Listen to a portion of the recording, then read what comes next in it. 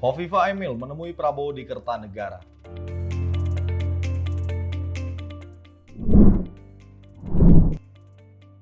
Jokowi instruksikan Prabowo operasikan rumah sakit di Gaza.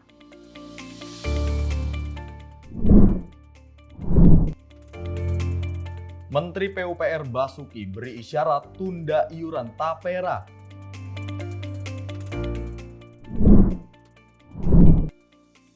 Jelang Idul Adha, penjualan hewan kurban meningkat.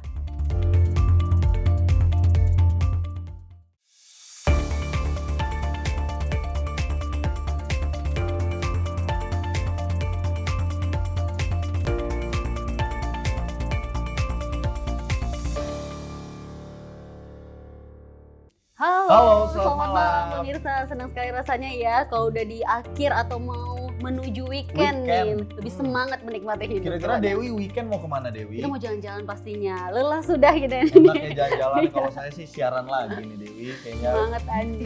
Karena pemirsa juga akan merindukan kita topanya. Kan ini kan Betul. tayang Senin sampai Jumat saja. betul sekali. Nah pemirsa, ini kalau terkait dengan menyapa malam pada edisi kali ini, kita akan membahas berita-berita yang tentunya juga up to date. Benar Seperti sekali. ini, Presiden Jokowi yang menginstruksikan Prabowo yang menginstruksikan untuk mengoperasikan rumah sakit di Di Gaza. Gaza. Nah ini kalau kita menyoroti peristiwa yang terjadi di Gaza, ini peristiwa genosida ini sangat-sangat menyedihkan terkait dengan kondisi saudara-saudara kita yang ada di Palestina. Dan tanya itu juga melihat juga tim untuk melihat langsung lokasi di Gaza seperti apa, tim perdamaian tepatnya, tidak hanya untuk rumah sakit saja nih. Betul. Dan juga ada kabar Menteri PUPR Basuki ini beri isyarat soal tunda tapera. Wah, Nah ini kan kalau kita ketahui iuran tapera ini banyak menuai pro dan kontra, tapi kalau kita melihat ini respon dari pemerintah cukup baik ya, dengan betul. menunda iuran tapera hingga tahun 2027. Nah, informasi nanti akan kami hadirkan pada Menyapa Malam kali ini, tentunya bersama saya Andi Rezaldi, Dan saya Dewi Manik. Inilah Menyapa Malam. Sinfo TV.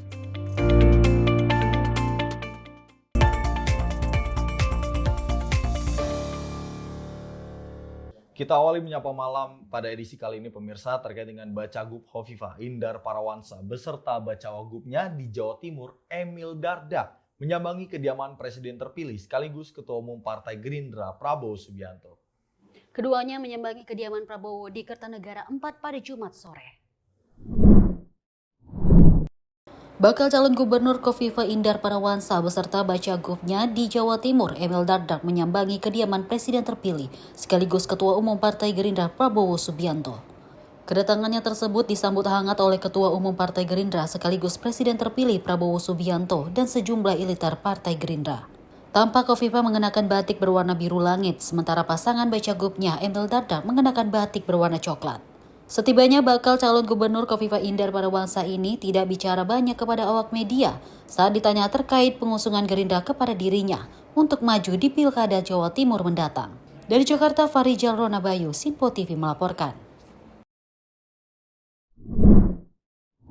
Kita beralih ke informasi lainnya pemirsa terkait dengan kelompok Hizbullah asal Lebanon melancarkan serangan yang sangat hebat ke Israel buntut genosida yang dilakukan Israel ke warga Palestina. Dan serangan tersebut membumi hanguskan sebagian wilayah di bagian utara Israel pada Senin lalu. Kebakaran hebat menghanguskan sebagian wilayah bagian utara negara Israel pada Senin lalu. Peristiwa ini disebabkan serangan roket hingga drone yang diluncurkan kelompok Hizbullah asal Lebanon buntut konflik panjang Israel dengan Palestina selama ini. Akibat serangan tersebut, kawasan hutan di wilayah utara Israel ludes dilahap si jago merah. Ketegangan berkobar di sepanjang perbatasan antara Lebanon dan Israel di tengah baku tembak antara pasukan Israel dan Hizbullah dalam bentrokan paling mematikan sejak kedua pihak terlibat perang skala penuh pada 2006. Serangan besar-besaran yang diluncurkan kelompok pejuang Hizbullah dalam beberapa terakhir mengakibatkan kebakaran besar di permukiman Kiryat Shmona. Kiryat Shmona adalah pemukiman paling menonjol di perbatasan antara pendudukan Israel dan Lebanon Selatan. Banyaknya rudal dan roket didukung cuaca serta suhu tinggi juga berkontribusi terhadap kerusakan dan penyebaran api yang menjalar secara cepat di daerah tersebut. Media lokal melaporkan sebagian rumah terbakar akibat serangan kelompok Hizbullah asal Lebanon. Pemerintah setempat langsung mengevakuasi para warga dan kawasan yang terdampak serangan tersebut. Tim redaksi Sinpo TV melaporkan. Ya Dewi Manik dan juga pemirsa, kalau kita menyoroti peristiwa yang terjadi di Israel, ini terkait dengan serangan yang diberikan oleh kelompok Hizbullah asal Lebanon ini sebenarnya menyedihkan. Tapi Benar. ini adalah buntut kemarahan dari kelompok Hizbullah yang berasal dari negara Lebanon ini karena Israel membumi hanguskan warga Palestina. Dan kalau kita ketahui beberapa waktu yang lalu ini Israel menyerang kota Rafah.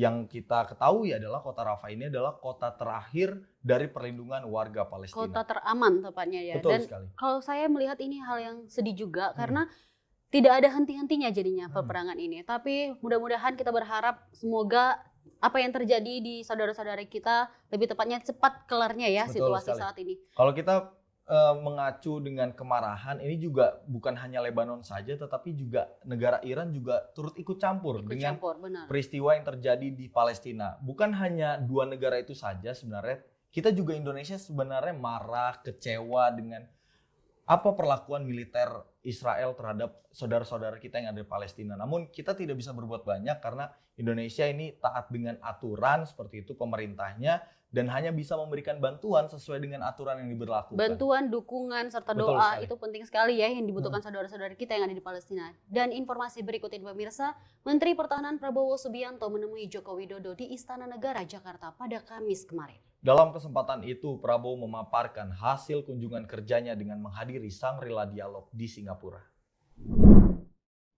Presiden Joko Widodo memanggil Menteri Pertahanan Prabowo Subianto untuk melaporkan hasil Shangri-La Dialog di Singapura beberapa waktu lalu. Prabowo menjelaskan, ia telah mengungkapkan berbagai hal penting ketika bertemu dengan berbagai tokoh kepada Jokowi, termasuk Presiden Ukraina, Volodymyr Zelensky. Lebih lanjut, ia menjelaskan bahwa diundang Zelensky untuk hadir di konferensi tingkat tinggi di Jenewa yang rencananya akan digelar bulan ini. Namun undangan tersebut masih harus dibicarakan lebih lanjut dengan berbagai pihak termasuk Menteri Luar Negeri dan Menteri Koordinator Bidang Politik, Hukum, dan Keamanan. Terkait Gaza, ia menekankan bahwa Jokowi sangat mendukung jika Indonesia kirim tenaga kesehatan dan rumah sakit untuk membantu warga sipil Gaza. Berbagai kerjasama dengan mitra pun siap dilakukan demi mencapai tujuan tersebut.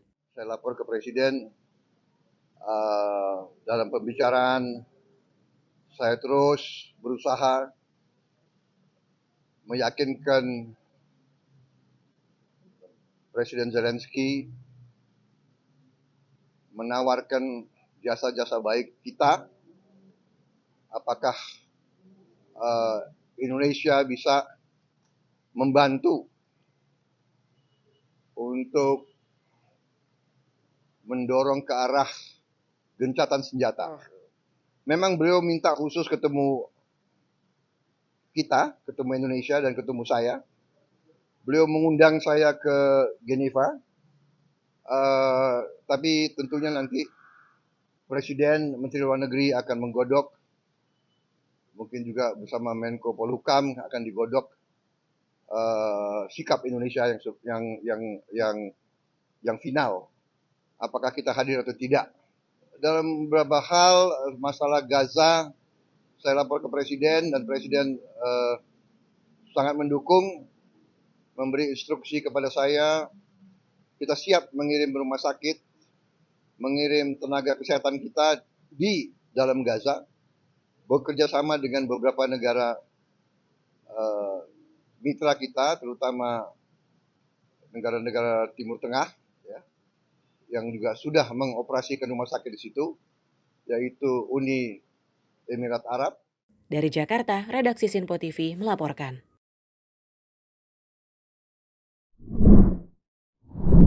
Ya, kalau kita berbicara soal Menteri Pertahanan kita yang juga Presiden terpilih kita, Prabowo Subianto, ini juga sangat vokal di forum dialog Shangri-La Dialog 2024 maksud saya. Karena kalau kita melihat ini Prabowo ini cukup vokal dalam forum itu dengan mengutamakan kedamaian untuk Palestina, kemerdekaan untuk Palestina, dan juga berbagai aspek untuk memperbantukan saudara-saudara kita yang ada di sana. Seperti informasi berikut ini pemirsa, Presiden Joko Widodo menugaskan Menteri Pertahanan Prabowo Subianto hadir dalam KTT di Jordania. Prabowo Subianto diminta untuk menghadiri forum internasional yang membahas masalah Gaza. Kamis siang, Prabowo Subianto yang merupakan Menteri Pertahanan memenuhi panggilan Presiden Joko Widodo ke Istana Presiden Jakarta. Dalam kesempatan itu, Jokowi menugaskan Prabowo menghadiri agenda mengenai isu keamanan internasional. Prabowo mendapatkan tugas dari Presiden Jokowi untuk menghadiri konferensi tingkat tinggi atau KTT yang membahas masalah Gaza Palestina yang akan berlangsung di Yordania. Kemudian beliau juga tugaskan saya untuk berangkat ke Yordan menghadiri KTT KTT masalah Gaza, dan beliau juga instruksikan kepada saya untuk berusaha mampir dulu di Arab Saudi. Saya lapor ke Presiden dan Presiden sangat mendukung, memberi instruksi kepada saya. Kita siap mengirim rumah sakit, mengirim tenaga kesehatan kita di dalam Gaza, bekerja sama dengan beberapa negara mitra kita, terutama negara-negara Timur Tengah, ya, yang juga sudah mengoperasikan rumah sakit di situ, yaitu Uni Emirat Arab. Saya lapor ke Presiden. Dalam pembicaraan, saya terus berusaha meyakinkan Presiden Zelensky menawarkan jasa-jasa baik kita. Apakah Indonesia bisa membantu untuk mendorong ke arah gencatan senjata. Beliau masih belum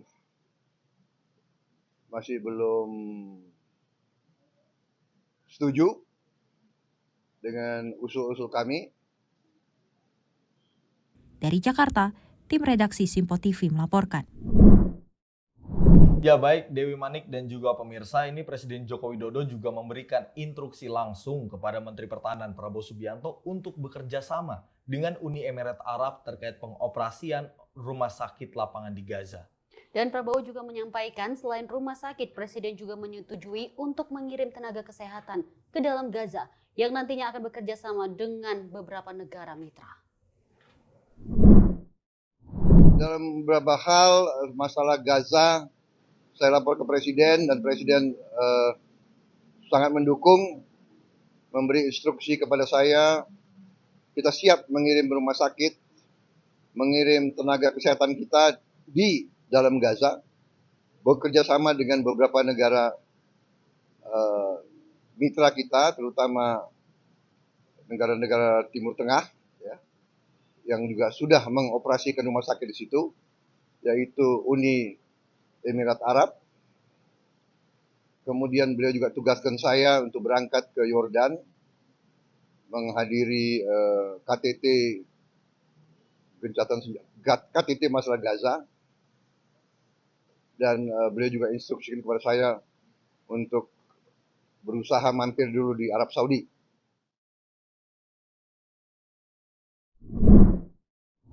Ya Dewi Manik dan juga pemirsa, ini kalau kita melihat antara Presiden Jokowi dengan Presiden terpilihnya Prabowo Subianto yang saat ini masih menjabat sebagai Menhan, ini artinya kita masih ada harapan dengan ideologi negara kita. Benar. Yakni untuk memberantas segala bentuk penjajahan. Karena kalau kita melihat apa yang terjadi di Palestina, ini adalah bentuk penjajahan dan pembumihangusan. Karena genosida ini adalah salah satu cara untuk memberangus sebuah negara seperti itu.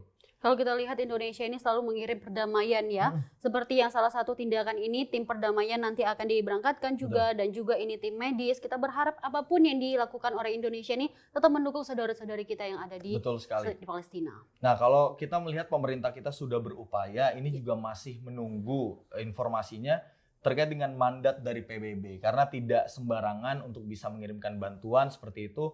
Apalagi bentuknya adalah pasukan perdamaian. Benar. Nah ini yang kita tunggu, PBB sikapnya seperti apa ya dengan itikat baik dari Indonesia.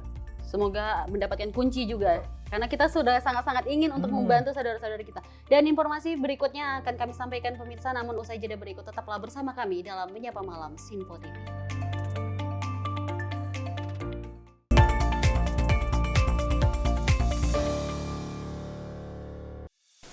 Apa kabar pemirsa? Senang sekali saya Sally Siregar dapat menjumpai Anda dalam Simpo Dunia Sepekan. Kami temani akhir pekan Anda bersama sanak saudara dan keluarga tercinta. Dengan sajian informasi yang unik dan menarik dari berbagai negara. Pastinya kami akan memberikan berita yang unik dan menarik yang kami rangkum dalam Simpo Dunia Sepekan. Jangan lewatkan Simpo Dunia Sepekan. Setiap Sabtu dan Minggu hanya di Simpo TV.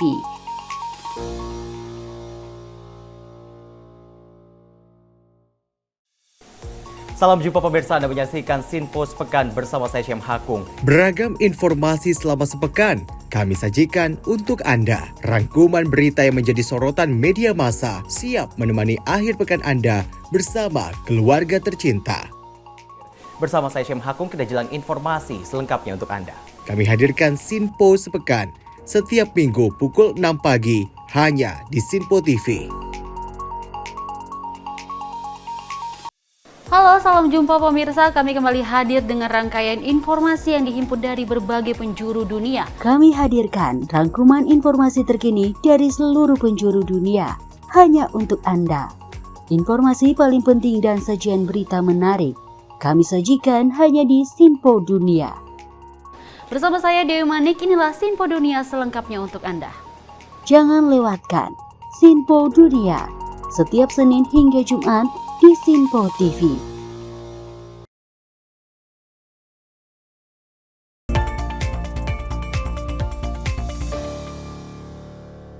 Ya, pemirsa, terima kasih Anda masih bersama kami dalam Menyapa Malam dan kita akan memberikan informasi berikut ini. Kementerian Agama menggelar sidang isbat untuk menentukan awal Zulhijjah atau Hari Raya Idul Adha 2024. Pelaksanaan sidang isbat itu berdasarkan pemantauan hilal di 114 titik lokasi. Wakil Menteri Agama Saiful Rahmat Dasuki mengatakan bahwa dari sidang isbat yang berlangsung pada Jumat 7 Juni 2024, sepakat Idul Adha jatuh pada Senin 17 Juni 2024 mendatang.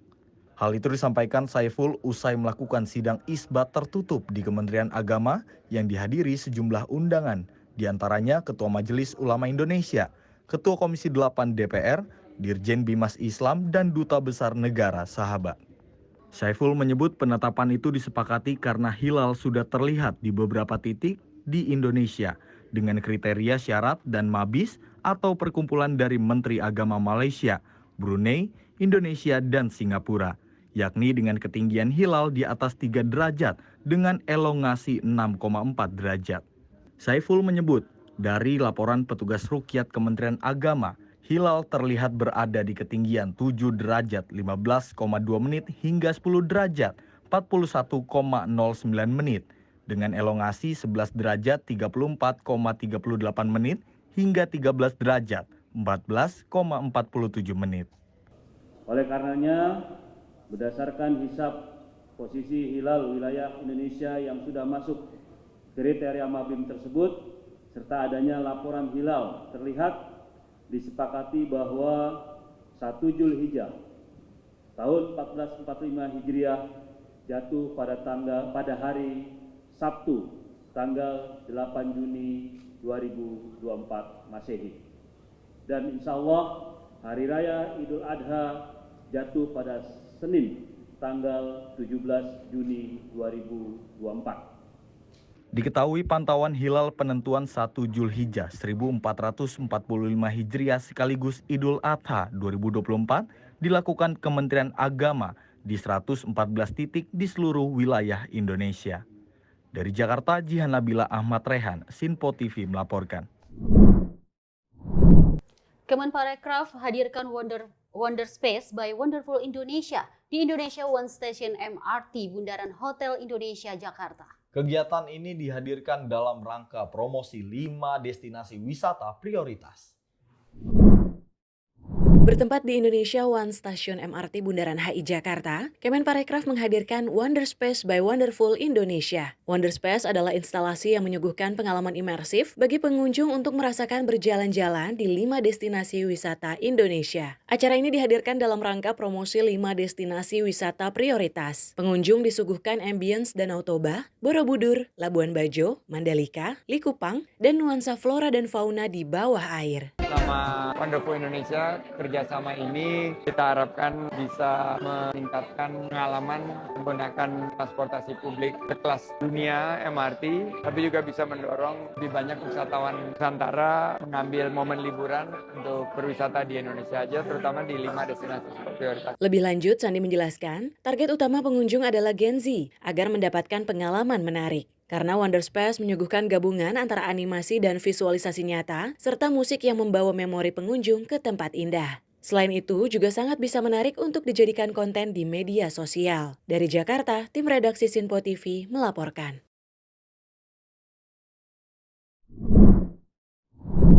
Ya, Dewi Manik, ini kalau kita berbicara soal tempat wisata, Indonesia banyak sekali tempat Banyak wisatanya sekali. ya. Dan ini kalau dari Menparekraf ini juga sudah mengkerucutkan beberapa tempat wisata prioritas seperti itu. Namun yang sangat disayangkan ini Dewi Manik, ini terkait dengan tiket pesawat yang masih mahal. Wah, memang ya kalau misalnya bicara tentang balik ke kampung ataupun Betul. menuju tempat wisata, sangat disayangkan jika harga Tiket pesawat ini sangat lebih mahal. Karena Lebih kalau- mahal keluar Nah, kota lebih- daripada betul. keluar negeri. Betul sekali, karena kalau kita dari Jakarta menuju Singapura ini tiketnya sangat murah sekali, bahkan ada yang di bawah 1 juta. Nah, itu Nah, kalau kita ke Bali, salah satu contohnya ini adalah tempat wisata prioritas, ini bahkan bisa menyentuh harga 1, juta lebih. kira-kira kenapa ya di Hmm. depannya? Nah, Seperti informasi ini ya, betul. akan kita sampaikan. Menteri Pariwisata dan Ekonomi Kreatif Sandiaga Uno mengaku telah menghubungi Menteri Perhubungan soal harga tiket pesawat domestik yang masih mahal.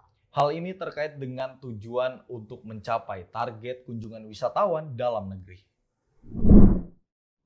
Hal ini disampaikan Sandiaga Uno melalui video diunggah di akun Instagram resminya @sandiuno. Sandi mengaku sudah merasakan mahalnya harga tiket pesawat untuk penerbangan dalam negeri. Sehingga Sandi menyatakan telah menghubungi Menteri Perhubungan Budi Karya Sumadi soal harga tiket pesawat domestik yang masih mahal. Lebih lanjut, Sandi menjelaskan meski harga tiket pesawat domestik masih mahal, namun jumlah kunjungan untuk wisatawan Nusantara di kuartal pertama 2024 masih tercapai. Di satu sisi, Sandi mengungkapkan jika harga pesawat tidak mengalami penurunan, maka target wisatawan Nusantara tahun depan kemungkinan akan mengalami penyesuaian. Ya ironis ya, saya juga ngalamin kemarin pergi ke Medan lewat Singapura lebih murah. Jadi ini PR daripada kita, sudah kami sampaikan ke Pak Menhub dan alhamdulillah per hari ini masih tercapai target kita untuk wisatawan Nusantara. Tapi kalau terus ini harganya tidak turun, target tahun depan kemungkinan harus disesuaikan. Tim redaksi Sinpo TV melaporkan. Gini nih, kalau misalnya balik ke kampung halaman ataupun seperti yang kita sampaikan tadi, liburan aja terganggu ya ke kota masing-masing ya. Tapi ya sangat disayangkan jika harga ini sampai mencapai 2 juta. Kalau misalnya hari besar, itu Lebih memang mahal lagi. lebih mahal lagi. Nah, High season ya. benar-benar sekali. Nah, ini kalau kita melihat ini langkah yang bagus sekali dari Sandiaga Uno sebagai Menteri Pariwisata.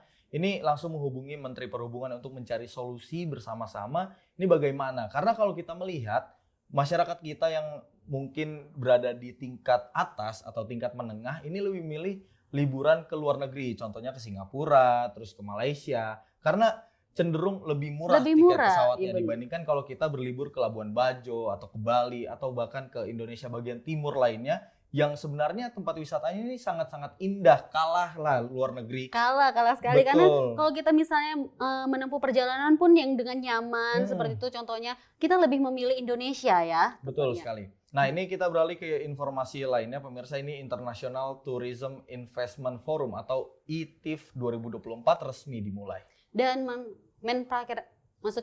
Menparekraf ini Sandiaga Uno menilai forum ini akan menjadi platform untuk menyediakan solusi dan mempercepat investasi pariwisata.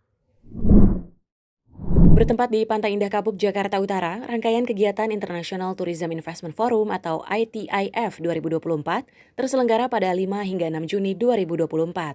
Dalam sambutannya, Menteri Pariwisata dan Ekonomi Kreatif Sandiaga Uno mengungkapkan bahwa tahun lalu Indonesia telah mencatat investasi lebih dari 3 miliar dolar Amerika Serikat di bidang pariwisata. Namun sebenarnya jika dilihat untuk tren investasi mencapai 80% hanya ada di hotel, restoran, dan kafe. Sehingga menurutnya Indonesia butuh lebih banyak investasi pada ekosistem ini. We are investing in not just the 3 P's of people, planet, and prosperity, but we are also adding peace and partnership. We believe that the planet is in need of collaborations, and investing it have to be at the forefront of every single stakeholders. We actually need more than $15 to $20 billion of investments. So this is very, very crucial that we launch this International Tourism Investment Forum.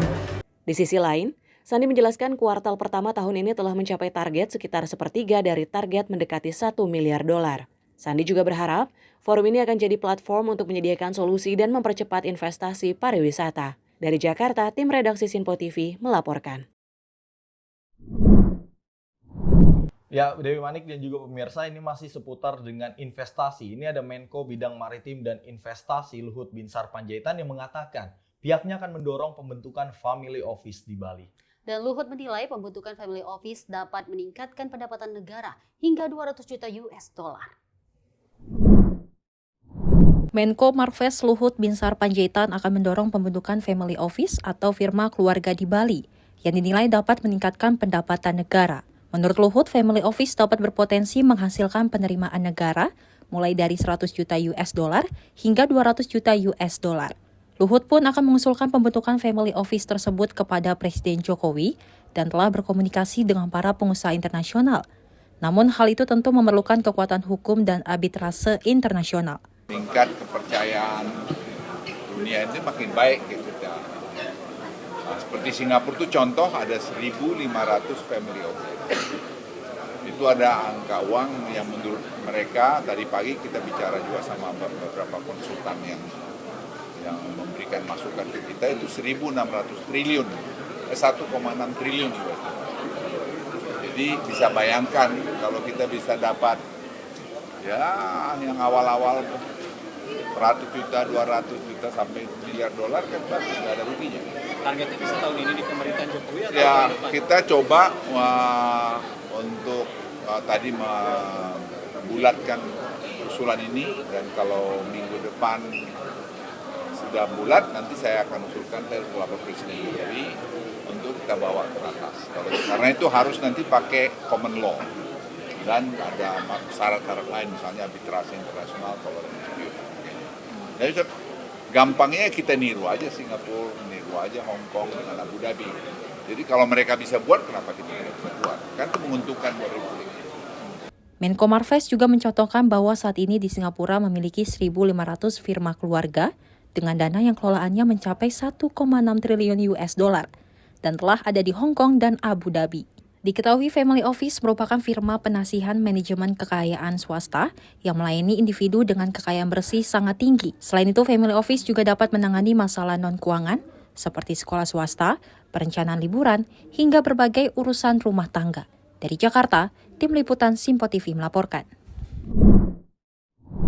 Ya, kita beralih ke informasi lain ya pemirsa. Ini Komisi 3 DPR turut buka suara mengenai peristiwa drone yang melintas di atas gedung Kejaksaan Agung dan berhasil ditembak jatuh oleh petugas pengamanan dalam.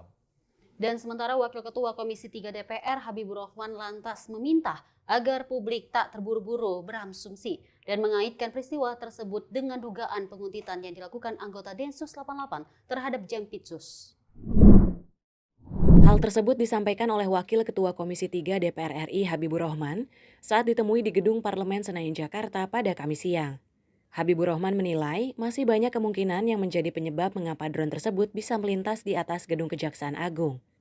Dirinya pun mengimbau agar publik sebaiknya membiarkan proses penyelidikan dilakukan terlebih dahulu dan meminta agar siapapun tak berasumsi berlebihan mengenai kejadian tersebut.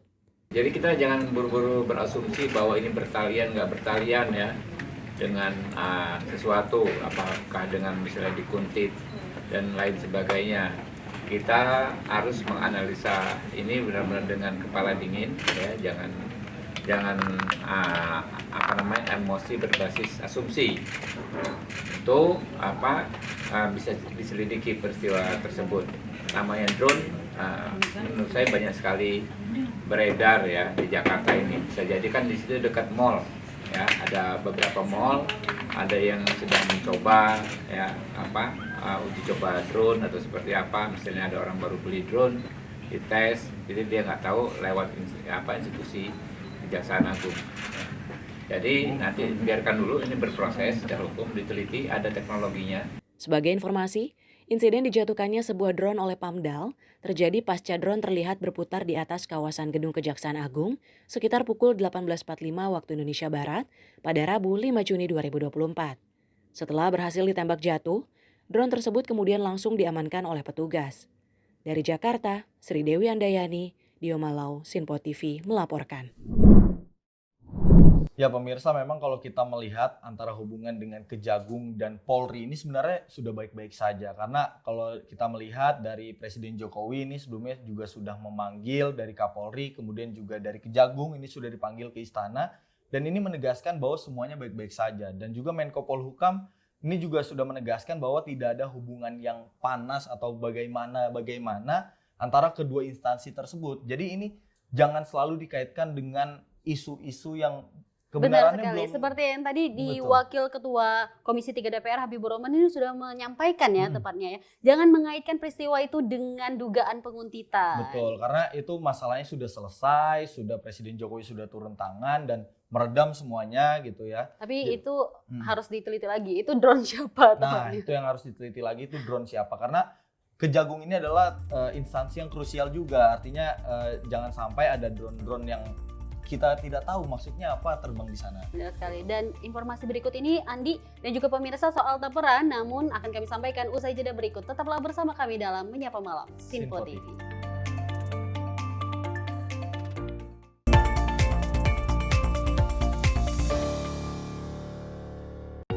Menyapa Anda sebelum memulai hari dengan penuh semangat pagi. Halo, selamat pagi Sally, pagi pemirsa dimanapun semua. Beragam informasi dari seluruh penjuru negeri siap menemani Anda di pagi hari. Kami hadirkan beragam informasi terkini yang terjadi dari dalam dan luar negeri, tentunya dengan nuansa masa kini. Wow, Sally, bener kan? Aku bilang tadi bahwa kekalahan adalah kemenangan yang tertunda. Oke, tetap tebarkan semangat dan juga terbitkan keceriaan. Sebarkan cerita terbaik Anda untuk orang di samping Anda. Saya Wira Ananta. Dan saya Festi Rahmadi. Kami pamit undur diri. Selamat pagi. Dan sampai jumpa. Sampai jumpa. Pastikan Anda bersemangat di pagi hari bersama kami dalam program Menyapa Pagi. Senin hingga Jumat pukul 6 pagi hanya di Sinpo TV.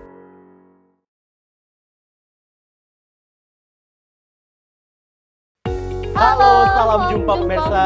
Senang sekali kita kembali hadir menjumpai Anda dalam Menyapa Malam ini. Rangkuman informasi berkualitas siap temani Anda di malam hari. Sajian berita teraktual yang menjadi pembicaraan kami hadirkan ke layar kaca.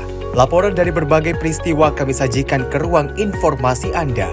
Kami hadirkan topik yang jadi sorotan dengan nuansa kekinian. Bangga sekali yang melihat sepak bola Indonesia akhirnya seperti itu. Selain main di Qatar, Presiden juga ikut ya, para menteri. Tapi bukan di Qatar. Ya, di Gorontalo. Ini di Gorontalo pada saat meninjau panen raya seperti itu, panen raya jagung di Provinsi Gorontalo. Dan kita berharap kok peristiwa-peristiwa seperti ini jauh-jauh lah ya, benar kan Andi ya.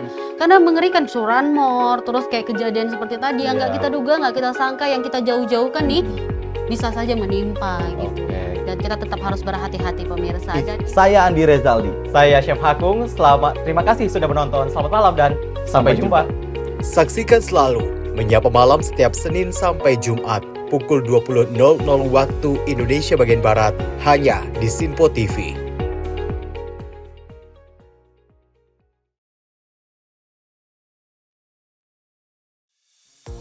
Halo pemirsa, apa kabar? Sinpo Dunia sepekan hadir memberikan update terkini peristiwa unik dan menarik. Kami temani akhir pekan Anda bersama sanak saudara dan keluarga tercinta. Dengan sajian informasi yang unik dan menarik dari berbagai negara. Bersama saya Dewi Manik, inilah Sinpo Dunia sepekan selengkapnya. Jangan lewatkan Sinpo Dunia sepekan. Setiap Sabtu dan Minggu hanya di Sinpo TV.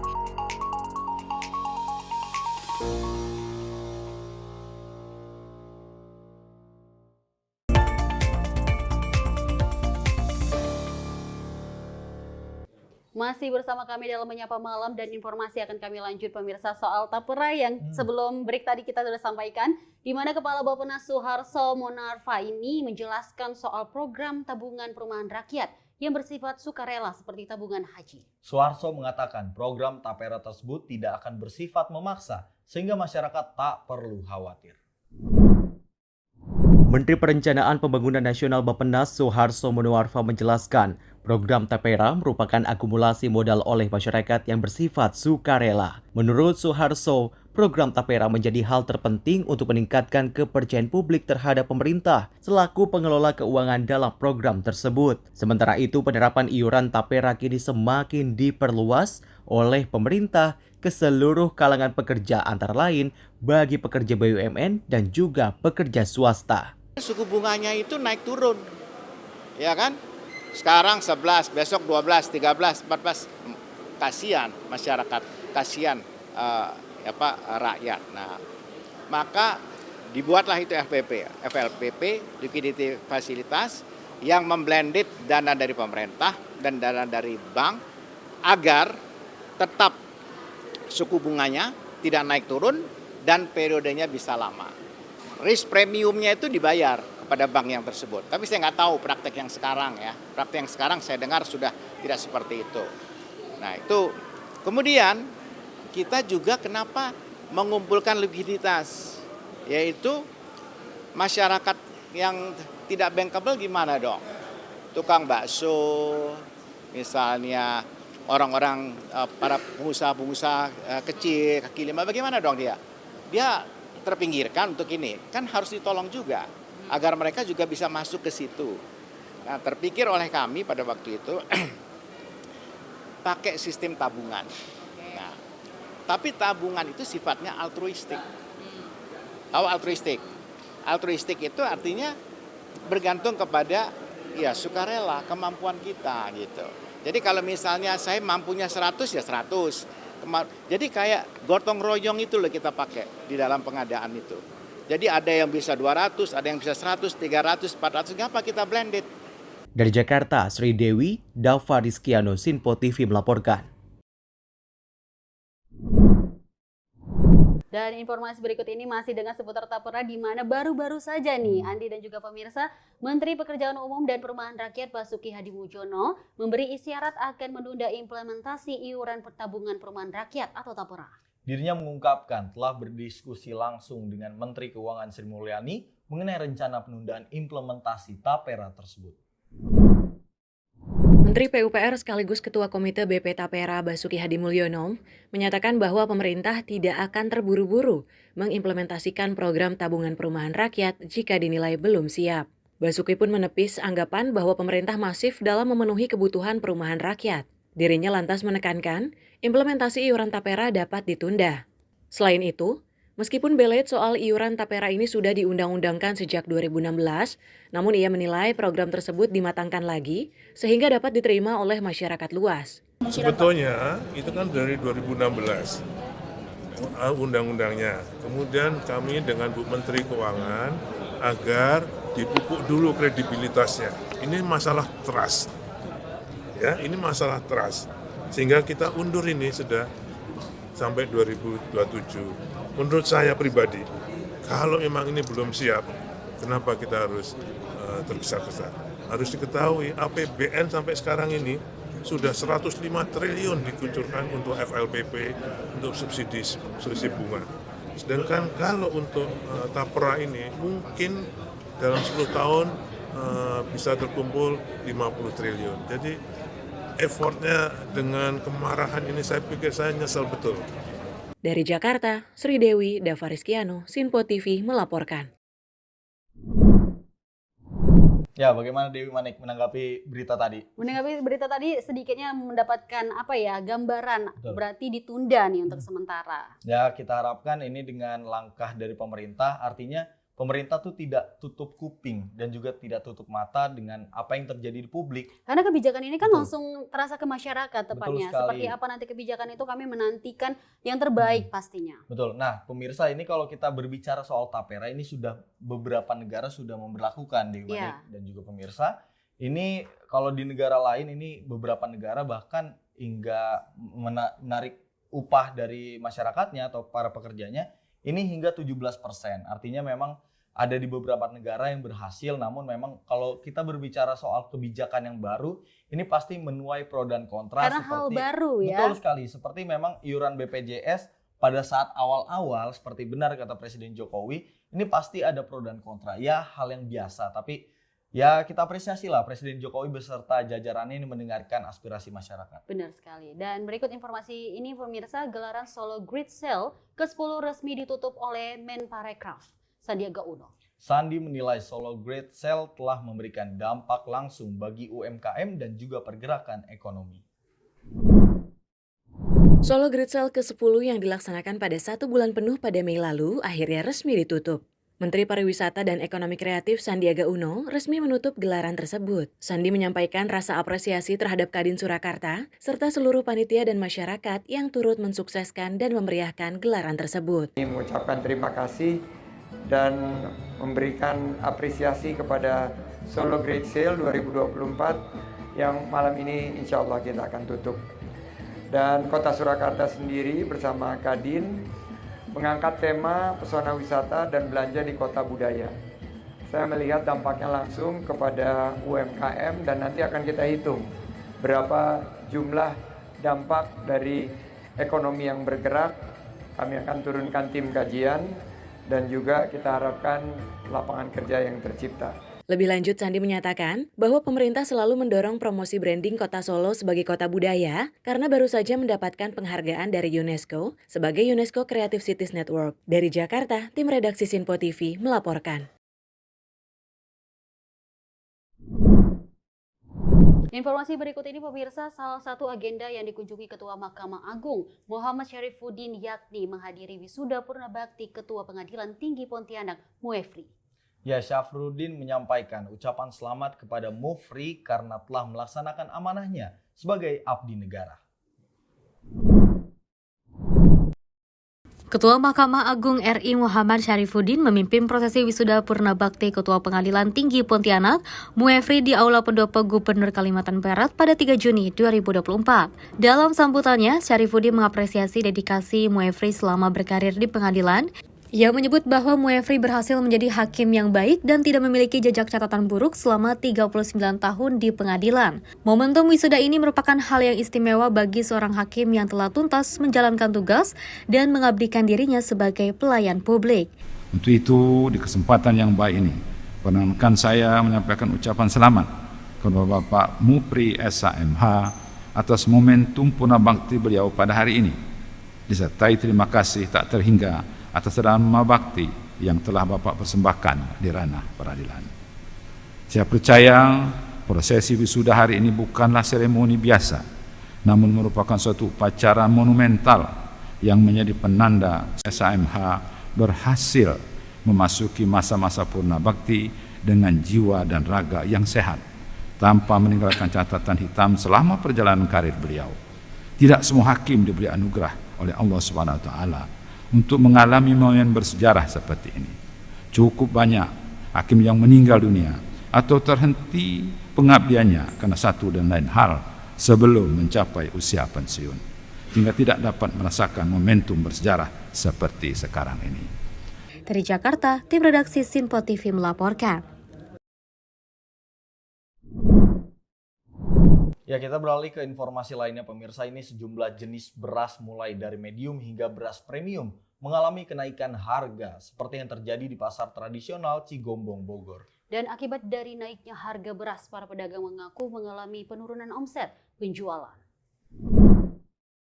Kenaikan harga beras mulai terpantau di Pasar Cigombong, Kabupaten Bogor, Jawa Barat pada Kamis pagi. Sejumlah jenis beras yang dijual di pasar tradisional ini mengalami kenaikan harga yang cukup signifikan. Seperti beras medium yang diminati masyarakat, kini mengalami kenaikan harga kisaran Rp1.000 hingga Rp2.000 per kilogramnya. Semula dijual pada harga Rp8.000, kini mencapai Rp10.000 per kilogramnya. Sementara itu, beras premium juga terpantau mengalami kenaikan. Dari harga Rp13.000, sekarang bisa mencapai Rp14.000 per kilogramnya. Akibat dari kenaikan harga beras ini, para pedagang di Pasar Cigombong mengaku mengalami penurunan omset penjualannya. Menurut salah satu pedagang, kenaikan harga beras ini sudah berlangsung hampir 2 pekan terakhir, di mana menurutnya faktor kenaikan harga beras ini dipicu dari menipisnya stok beras di pasar induk. Dari literan sebelum naik kita, cuman dari kiloan udah naik semua harganya. Oh, kiloan udah naik. Per kilo yang sekarang? Sekarang per kilo yang premium 14. Sebelumnya? 13,5. Yang medium kemarin kan masih 12,5, sekarang 13. 13. Udah berapa lama naik? Baru 2 minggu. Terus kenapa sih kenaikan ini? Apa petani gagal panen atau gimana? Mungkin dari stoknya udah habis. Udah mau habis stoknya. Kemarin penurunan harga karena stok terlalu banyak. Berdampak nggak dengan penjualan? Ya enggak sih, lancar normal. 8,5. Sebelumnya berapa, Bu? Ya dulu-dulunya 9, ya ada 10. Keberatan kalau naik, saya mah nggak kebeli. Saya mah mau apa-apa ya, mau murah aja biar saya kejangkau. Harga? Iya, apa-apa ya mau turun aja. Liternya ada yang 10.000, yang 9.000, 9,5. Sekarang dalam 6,5. Ini belum naik tinggi ya sekarang. Tapi ada kenaikan sedikit. Ada kenaikan sedikit. Beras mah. Sejak kapan mengalami kenaikan? Paling semingguan ya. Sebelumnya berapa, Pak? Sebelumnya 8.000 ya. Ini jenis apa aja yang Bapak jual di sini? Jenis bukan yang tinggi-tinggi. Yang premium. Yang ke bawah aja. Ini kenapa sih Pak mengalami kenaikan? Nggak tahu ya. Belum tahu saya. Sehubungan dari 8.500 gini aja udah ya. Berdampak nggak Pak penjualan? Berdampak kurang omset turun ya. Pedagang beras di pasar tradisional Cigombong berharap agar pemerintah dapat segera melakukan normalisasi terhadap harga beras agar omset penjualannya kembali meningkat. Dari Kabupaten Bogor, tim kontributor Sinpo TV melaporkan.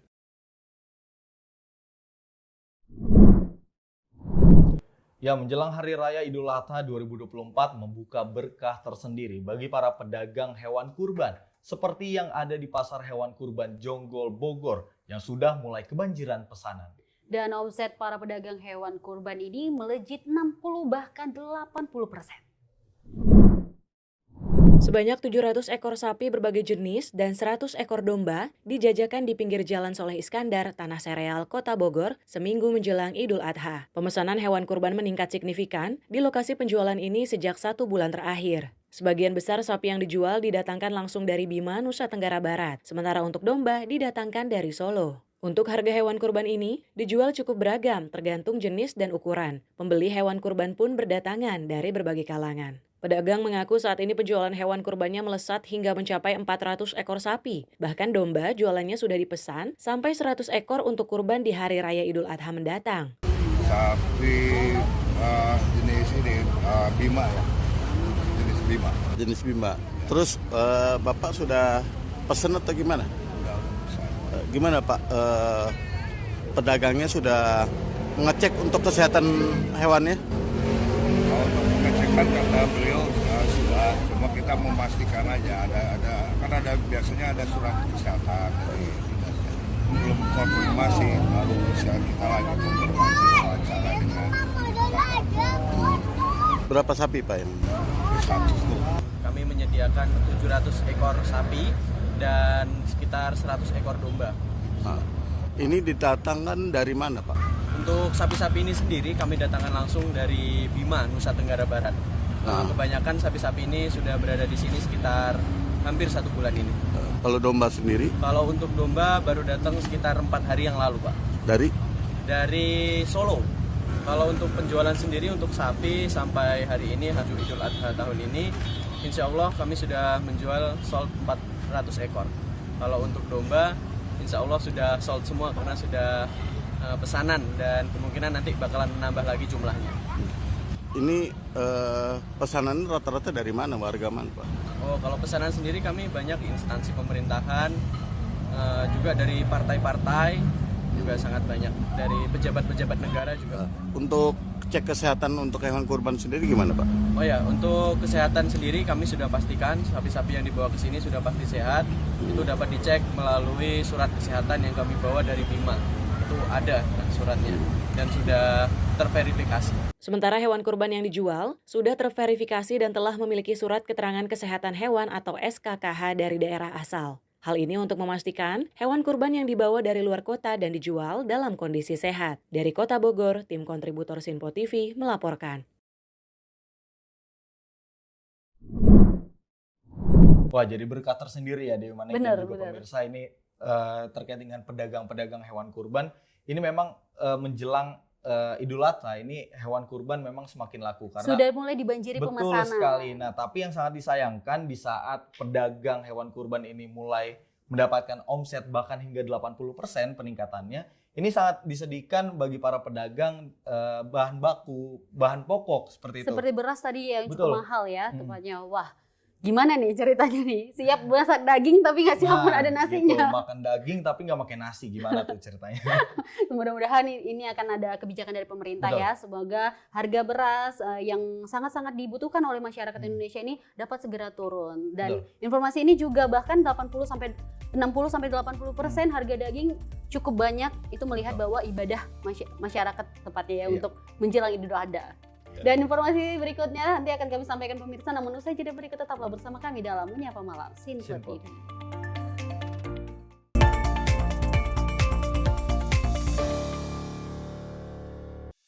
Salam jumpa pemirsa, kami kembali hadir dengan rangkaian informasi yang dihimpun dari berbagai penjuru dunia. Kami hadirkan rangkuman informasi terkini dari seluruh penjuru dunia hanya untuk Anda. Informasi paling penting dan sajian berita menarik kami sajikan hanya di Sinpo Dunia. Bersama saya Sally Siregar, inilah Sinpo Dunia selengkapnya. Jangan lewatkan Sinpo Dunia setiap Senin hingga Jumat di Sinpo TV.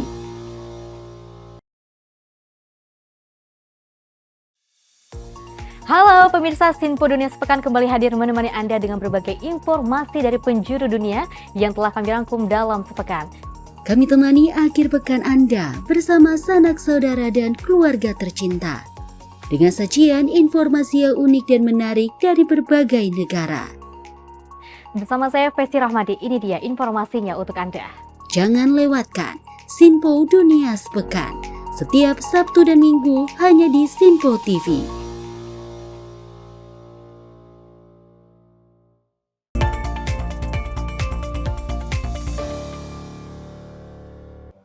Anda masih di Menyapa Malam Sinpo TV, pemirsa. Tunggal badminton putra Indonesia harus kembali gugur usai Anthony Sinusuka Ginting dan Chico Aura Dwi Wardoyo kalah dalam pertandingan Indonesia 2024. Dan nasib yang sama pun juga dirasakan oleh Jonathan Christie, pemain tunggal putra yang harus tersingkirkan oleh pemain Malaysia Long Jung Hao di babak ke-32 besar. Skuad Merah Putih Tunggal Putra harus menerima kekalahan di kandang sendiri pada turnamen Indonesia Open 2024 yang digelar di Istora Senayan, Jakarta. Pertandingan Indonesia Open 2024 ini Indonesia menurunkan 3 pemain tunggal putra, yakni Anthony Sinusuka Ginting, Chico Aura Dwi Wardoyo, dan Jonathan Christie. Ketiga pemain tunggal putra tersebut gagal melaju ke babak selanjutnya dalam meraih kejuaraan Indonesia Open 2024. Salah satu pemain badminton tunggal putra yakni Jonathan Christie atau akrab disapa Jojo merasa bermain kurang tenang dalam menerapkan strategi yang akhirnya berujung kekalahan dengan berhadapan tunggal putra Malaysia Long Jun Ho. Ya pertama-tama puji Tuhan bisa menyelesaikan pertandingan tanpa cedera, tapi sangat-sangat dari saya pribadi sangat tidak puas dengan permainan saya karena beberapa kali tadi saya nggak bisa mengontrol jalannya bola dan kurang tenang untuk melakukan strategi dan permainan saya sendiri.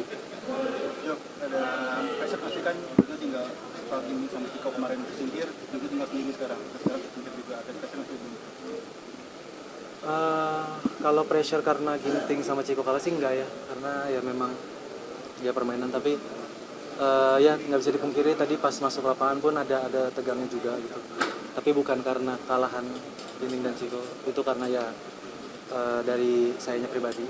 Dan ya itu yang perlu saya diskusikan nanti dengan tim, dengan pelatih, dengan mungkin psikologis saya juga, dan beberapa hal yang perlu dipersiapkan untuk untuk sebelum Olimpiade. Dari Jakarta, Fahrizal Ronabayo, Sinpo TV melaporkan. Masih seputar dengan olahraga di mana lolos ke babak 16 besar saat berhasil mengalahkan Jepang di Indonesia Open 2024. Pemain bulu tangkis tunggal putri Indonesia Esther Nurumi Triwardoyo ini kini harus kandas usai menerima kekalahan melawan keunggulan ke-6 asal Cina Wang Jijui. Meski kalah, Esther mengaku banyak mengambil pelajaran dari pemain andalan Cina itu.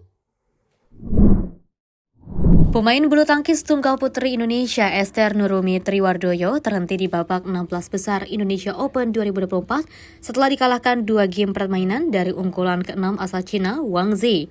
Dalam laga sengit antara kedua negara itu, Esther menerima kekalahan dengan skor 13-21 di permainan set pertama. Sedangkan di set kedua, Esther harus dipaksa menyerah oleh Wang Ziyi dengan skor yang sama 13-21. Meski kandas di babak 16 besar, pemain tunggal putri tanah air ini mengaku memetik banyak pelajaran dari debutnya di turnamen BWF Super 1000 Indonesia Open 2024. Puji Tuhan selesai pertandingan hari ini tanpa cerah. Cuman ya balik lagi, sebelumnya saya juga udah bertemu di Malaysia dan di Malaysia mungkin saya banyak belajar melawan Wang Ziyi dan hari ini puji Tuhan walaupun saya kalah tapi saya udah cukup puas dengan penampilan saya. Tadi game kedua sempat mau coba bangkit gitu kan awalnya belum bisa berhasil juga itu mungkin ya saya udah mencoba buat bangkit tadi, cuman mungkin ada beberapa rally. Nah dari situ saya kayak mulai udah rally tapi kayak ya hilang lagi fokusnya dan mungkin dari situ saya akan belajar buat nahan fokusnya harus lebih lama lagi. Esther, ini kan kamu bilang pertemuan ketiga ya gitu setelah 2 pertemuan sebelumnya. Apa sih yang menurutmu membedakan sampai kamu tadi merasa puas gitu? Apa yang menurutmu ada peningkatan dari kamu? Mungkin dia permainan yang rally gitu tipenya dan tadi mungkin yang 2 terakhir kayak saya kurang nahan dengan rally-nya dia dan hari ini puji Tuhan saya ya cukup maksudnya bisa lebih tahan sih melawan rally-nya. Ini kan pertandingan pertama di Indonesia Open ya? Iya, apa yang bisa dari mungkin ini pertandingan pertama saya di Indonesia Open. Ya saya tegang, cuman saya senang bisa tampil di Indonesia Open pertama saya. Dan mungkin dari sini saya akan belajar lebih banyak lagi, mulai non-teknis dan teknisnya. Dari Jakarta, Fahrizal Ronabayo, Sinpo TV melaporkan. Ya, berita tadi kalah.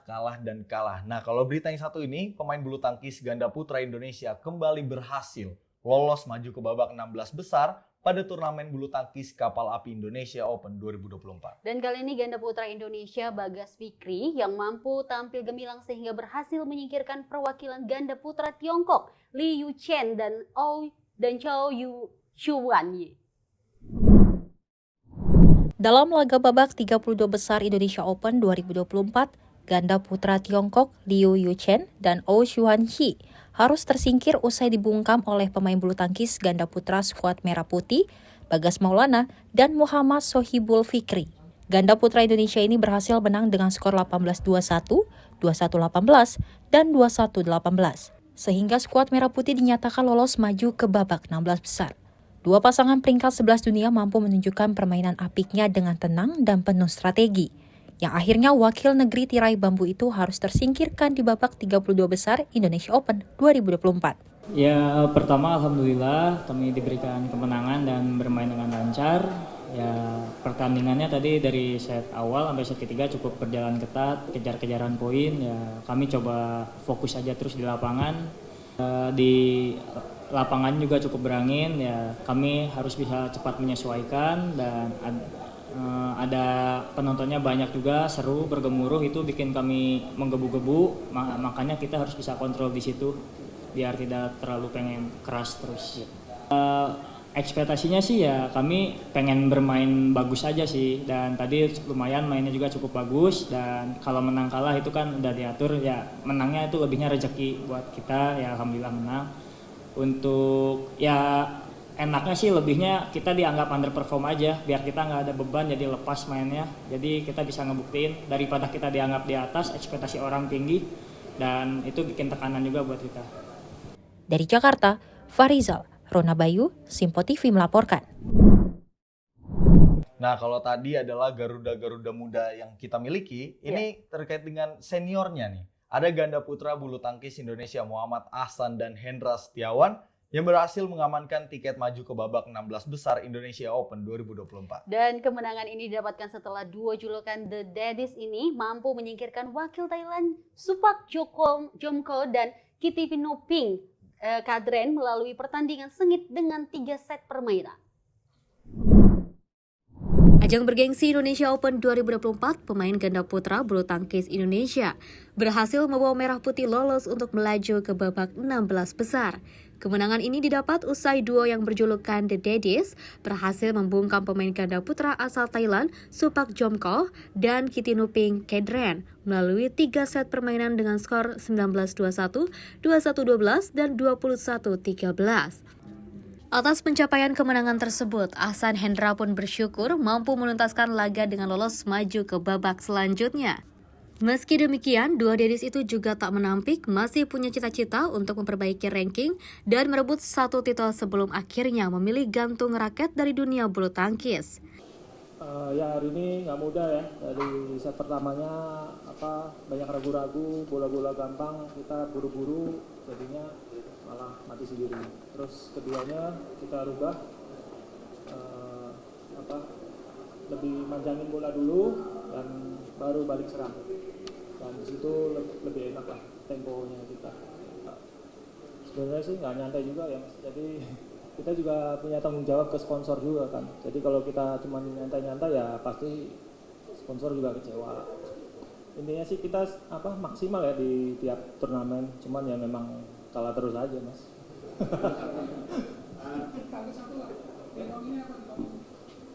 Ya mudah-mudahan bisa naik lagi lah rankingnya ya.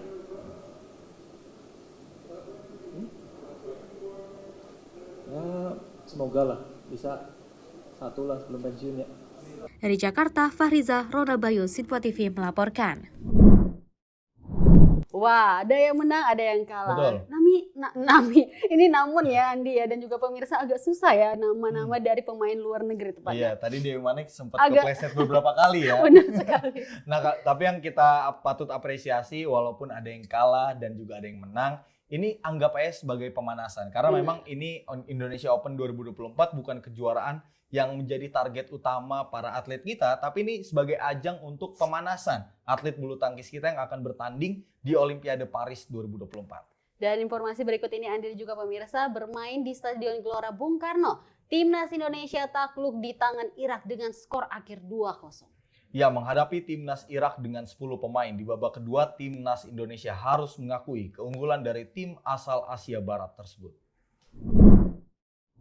Tim nasional Indonesia gagal mencuri kemenangan dari Irak usai takluk dengan skor 2-0 di Stadion Gelora Bung Karno. Pertemuan Timnas Indonesia kontra Irak merupakan kali yang kedua dalam pertandingan kualifikasi dunia 2025 zona Asia ronde kedua. Kesebelasan Timnas Indonesia tampil memukau dan menekan Irak di babak pertama. Irak mampu mencetak gol di babak pertama namun dianulir oleh wasit. Naas, di babak kedua, Kapten Timnas Indonesia Jordi Amat harus mendapatkan kartu merah usai mentekel pemain Irak. Hasil laga ini membuat Timnas Indonesia menempati posisi kedua grup F bersama Filipina dan Vietnam. Indonesia harus menang melawan Filipina pada Selasa mendatang untuk mengamankan posisi menuju ronde ketiga kualifikasi Piala Dunia Zona Asia 2026. Tim redaksi Sinpo TV melaporkan. Ya kemarin tuh kalau nobar ini terutama di studio Sinpo TV ini pada greget nontonnya ya. Karena memang sebenarnya timnas kita nih mampu untuk menang. Cuman ya balik lagi ini soal keberuntungan dan timnas kita masih belum beruntung. Tapi kalau berbicara soal nanti kans ke depannya akan seperti apa, ini seperti berita yang selanjutnya. Ini usai timnas Indonesia kalah 0-2 dari Irak, Ketua Umum PSSI Erick Thohir menegaskan timnas Indonesia masih punya peluang saat melawan Filipina nanti. Dan meski demikian, Erick Thohir meminta timnas Garuda tidak menganggap remeh timnas Filipina. Ketua Umum PSSI Erick Thohir menilai timnas Indonesia masih punya peluang untuk lolos ke putaran ketiga kualifikasi Piala Dunia 2026 karena masih ada pertandingan melawan Filipina. Di satu sisi, Erik meyakini tim Filipina yang sekarang berbeda dengan yang sebelumnya. Untuk itu, Erik tidak ingin timnas Indonesia menganggap remeh timnas Filipina. Erik pun meminta agar pelatih Sintayong dan para pemain melakukan evaluasi karena Indonesia masih memiliki kesempatan untuk mendapatkan 3 poin. Kita masih ada peluang ya untuk lawan Filipina, tapi kembali saya yakin Filipina yang sekarang juga berbeda dengan Filipina yang kemarin-kemarin karena ketua umumnya baru. Ketua umumnya menyampaikan saya juga ingin seperti Indonesia. Jadi saya jangan melihat Filipina ini tim yang kita anggap rendah, kita bisa mudah seperti sebelum-sebelumnya gitu. Skor kita sama Filipina sebelumnya 1-1. Artinya untuk pertandingan di Indonesia tanggal 11 kita harus benar-benar memaksimalkan poin yang hari ini hilang. Dan hari ini kita bisa lihat kan kita memang kalah karena kita sendiri. Ya kalau saya lihat Irak bermain baik, tapi kita beberapa kali kesalahan diri kita sendiri. Dan saya berharap nanti Coach Sintayong, pemain untuk evaluasi karena kembali momennya masih ada 3 poin yang harus kita pastikan supaya kita masuk ke kualifikasi Piala Dunia round 3. Dari Jakarta, tim redaksi Sinpo TV melaporkan. Ya itu dia tadi, jangan dianggap remeh tepatnya. Kita berharap supaya Indonesia ini tetap berlatih lebih maksimal lagi dapat mengalahkan Filipina nantinya. Nah kalau kita melihat kan timnas Garuda kita ini sudah mendapatkan peluru baru karena beberapa pemain sudah dinaturalisasi. Ya kita berharap pada Selasa depan tanggal 11 Juni 2024 ini adalah pertandingan penentuan. Karena jika menang ini Indonesia mungkin akan lolos ke kualifikasi Piala Dunia selanjutnya yakni di tahap ketiga. Dan juga akan lolos Piala Asia 2027. Kita dukung Indonesia semangat lagi karena tandingnya akan di sini, pastinya supporternya lebih banyak ya. Lebih banyak. Dan semoga Arhan bisa dari samping tuh ngelempar lebih jauh lagi. Kita akan nonton ya di stadion. Iya, kita akan nonton. Kita akan nobar di studio Sinpo TV. Baik, pemirsa, informasi tadi menutup perjumpaan kita kali ini. Terima kasih atas kebersamaan Anda. Tetap jaga kesehatan dan sampai jumpa.